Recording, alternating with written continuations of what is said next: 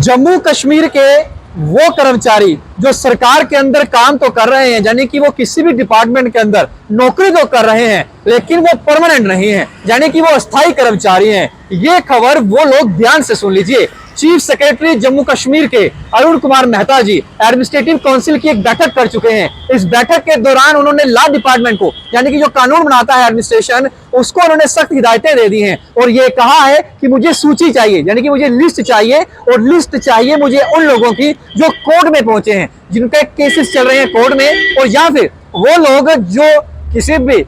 Illegal appointment से जो है सरकार के अंदर नौकरी कर रहे हैं। यानी कि मान लीजिए किसी विभाग का कोई चीफ इंजीनियर है और वो जो है उसने 5 से 10 लोग ऐसे अपॉइंट कर दिए अपने डिपार्टमेंट के अंदर, जिसकी ना तो कोई एप्लीकेशन निकाली गई, ना कोई फॉर्म निकला, ना ही कहीं उन्होंने कोई एग्जाम दिया। यानी कि वो लोग जो किसी प्रोसेस को फॉलो नहीं किया गया। जैसे आप सभी जानते हैं कि आज की डेट में अगर सरकारी नौकरी लेनी हो, चाहे सेंटर की हो चाहे स्टेट की हो, पहले निकलती है नोटिफिकेशन, नोटिफिकेशन के बाद निकाली जाती है पोस्टें एडवर्टीज की जाती हैं, एडवर्टीजमेंट के बाद जो है रेफर की जाती है उस एजेंसी को जिसने एग्जाम कंडक्ट करवाना है, चाहे वो JKSSB है, चाहे भी वो सेंटर की कोई एजेंसी है, या फिर मान लीजिए JKPSC है, हमारा पब्लिक सर्विस कमीशन है। तो ये लोग जब एडवर्टीजमेंट निकालते हैं, एप्लीकेशन फॉर्म मंगवाते हैं, तो उसके बाद एक प्रोसेस रहता है। प्रोसेस यानी कि एग्जाम में बैठने से लेकर इंटरव्यू देने तक ये एक प्रोसेस रहता है। कोई भी शख्स अगर जम्मू कश्मीर के अंदर सरकारी नौकरी तो कर रहा था लेकिन वो परमानेंट नहीं था और वो इस प्रोसेस से होकर नहीं गुजरा था, और आज वो कोर्ट के दरवाजे खटखटा रहा है, उसके केस चल रहे हैं कोर्ट में,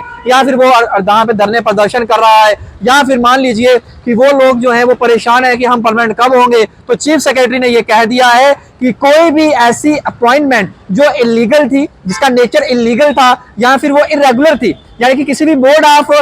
कोई भी प्रोसेस जो था उसको फॉलो नहीं किया गया और उसके तहत नौकरी दे दी गई, उन लोगों के लिए खतरे की घंटी है। ये कहते हैं चीफ सेक्रेटरी कि हम जो है ऐसे किसी भी अपॉइंटमेंट को जो कॉन्स्टिट्यूशन के खिलाफ है, कानूनी प्रक्रिया का पालन नहीं करते हुए लगाई गई, उन लोगों को कतई भी परमानेंट नहीं किया जाएगा, चाहे वो आज लगे हैं, चाहे वो 10 साल पहले लगे हैं, चाहे वो 15 साल पहले लगे हैं। लाजमी है, ड्यूटी है, ड्यूटी के अंदर LG शासन है, LG शासन का ही फैसला सर्वप्रथम होगा। ये अलग बात है कि कल को यहाँ पे सरकार बन जाती है और किसी भी सरकार, पॉलिटिकल पार्टी की सरकार यहाँ बनती है, स्टेट में मिलती है, तो वो सरकार अगर चाहे तो इस फैसले को रिवर्स कर दे तो कर दे, अपॉइंटमेंट हो जाए तो हो जाए। लेकिन चाहे वो डेली वेजर्स हैं, चाहे वो PHC डेली वेजर्स हैं, PDD विभाग के डेली वेजर्स हैं, या फिर कोई और मेरा भाई बहन जो चाहे क्लास 4 ही क्यों ना लगा हो, जिसने भी किसी प्रोसेस को फॉलो नहीं किया और किसी को ऐसे ही लगा दिया गया था, उस समय किसी मिनिस्टर ने कहा कि लगा दीजिए, मैं 10 बंदे हैं, किसी चीफ इंजीनियर ने कहा कि ये गरीब है चलो इसको लगा देते हैं, पढ़ा लिखा है, तो ऐसे लोगों के लिए खतरे की घंटी है।